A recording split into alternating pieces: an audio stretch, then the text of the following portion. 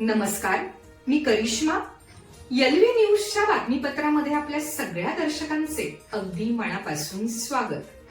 आपण पाहत आहात एलव्ही न्यूज. सांगली शहरातील कुपवाड परिसरात कचरा टाकल्याच्या कारणावरून स्वातंत्र्यदिनी 15 ऑगस्ट रोजी शेजाऱ्याने दाम्पत्यावर चाकू आणि हातोड्याने वार करत गंभीर जखमी केलं होतं. यामध्ये चाकूने वार केलेल्या पत्नीचा जागीच मृत्यू झाला होता, तर अतिदक्षता विभागात उपचार सुरू असलेल्या पतीचा आज उपचारादरम्यान मृत्यू झालाय. मोहन केसरेकर आणि मनीषा केसरेकर असं मृत्यू झालेल्या पती पत्नीचं नाव आहे. या दुहेरी खुनाच्या घटनेचे संतप्त पडसाद उमटत आहेत. संशयित आरोपीला कठोरात कठोर शिक्षा करावी अशी मागणी हिंदुत्ववादी संघटनांनी केली आहे, तर आरोपीला फाशीची शिक्षा देण्यात यावी अशी मागणी मृत दाम्पत्याच्या मुलीने केली आहे. या प्रकरणी पोलिसांनी पसार झालेल्या फरीद अब्दुल शेख याला अटक केली असून त्याची प्रकृती बिघडल्याने त्याला सांगलीतील शासकीय रुग्णालयात दाखल करण्यात आलंय. या प्रकरणी जलद गतीने तपास करून लवकरात लवकर न्यायालयात दोषारोपपत्र दाखल करू अशी माहिती पोलीस अधीक्षक तुषार दोशी यांनी दिली आहे. आरोपी फरीद अब्दुल शेख आम्ही कुपवाडमध्ये नवीन घर बांधल्यानंतर या भागात राहायला आल्यापासून त्रास देत होता. हा एरिया माझा आहे, तुम्ही इथून निघून जा असं म्हणत आमच्या कुटुंबाला तो सतत त्रास देत होता असं म्हणत मुलीने आपली व्यथा मांडत न्यायाची अपेक्षा व्यक्त केली आहे. केसरेकर दाम्पत्य हे कुपवाड परिसरातील चाणक्य चौक परिसरात राहतात. 15 ऑगस्ट रोजी सकाळी पहाटे 6च्या सुमारास मनीषा केसरेकर या पाणी गरम करण्यासाठी चूल पेटवत होत्या. त्यावेळी शेजारी राहणाऱ्या फरीद शेख यांनी घरामागील रस्त्यावर कचरा टाकल्याचं त्यांच्या निदर्शनास आलं.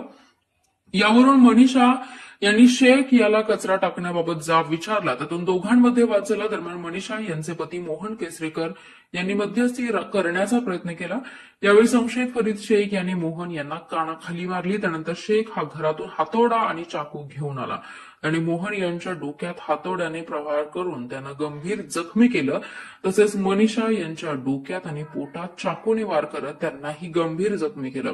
गंभीर जखमी दाम्पत्यांना नातेवाईकांनी तात्काळ मिरज शासकीय रुग्णालयात दाखल केलं. मात्र या ठिकाणी उपचार सुरू असतानाच मनीषा यांचा उपचारादरम्यान मृत्यू झाला, तर मोहन केसरेकर यांच्यावर अतिदक्षता विभागात उपचार सुरू होते. मात्र आज मंगळवारी त्यांचा उपचारादरम्यान मृत्यू झालाय.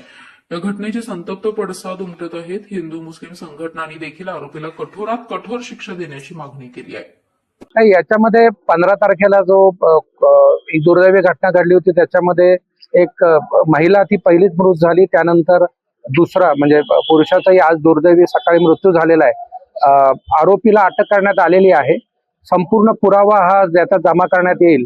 लवकरच याच्यामध्ये लवकरात लवकर न्यायालयात चार्जशीट करण्यात येईल आणि लवकरात लवकर याच्यामध्ये कोर्टमध्ये केस कशी उभी राहील आणि या निर्गुण 2 खुनांकरता आरोपीला लवकरात लवकर कशी शिक्षा होईल याच्याकरता नक्कीच प्रयत्न होईल आणि त्याच्यामध्ये चांगला तपास करून पुढील चार्जशीट आम्ही लवकरच करणार आहोत.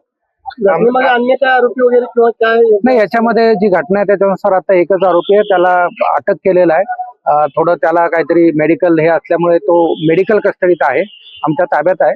परंतु याच्यामध्ये तपासात पुढे बघू, परंतु फिर्यादीनुसार आणि प्रत्यक्ष घटनेनुसार याच्यामध्ये एक आरोपी आहे. अनेक हिंदुत्वादी संघटना चालू घडामोडींचे अपडेट्स जाणून घेण्यासाठी आपल्या एलव्ही न्यूज चॅनलला सबस्क्राईब जरूर करा, लाईक करा, शेअर करा व कमेंट देखील करा.